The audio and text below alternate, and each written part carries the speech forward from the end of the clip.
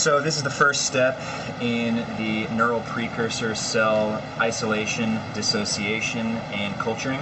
First, I'm going to coat a 24-well plate. It's not treated for tissue culture.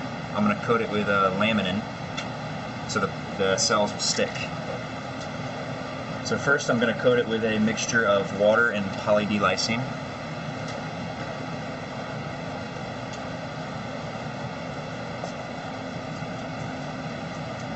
I'm going to add about 450 microliters per well.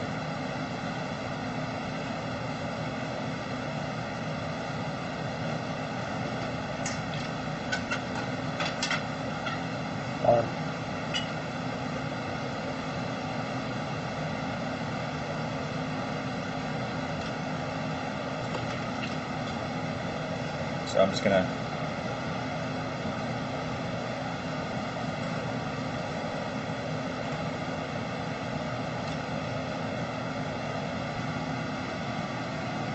So I've coated half the plate, these two rows here, with the poly-D-lysine solution, and I'm going to incubate for 5 minutes.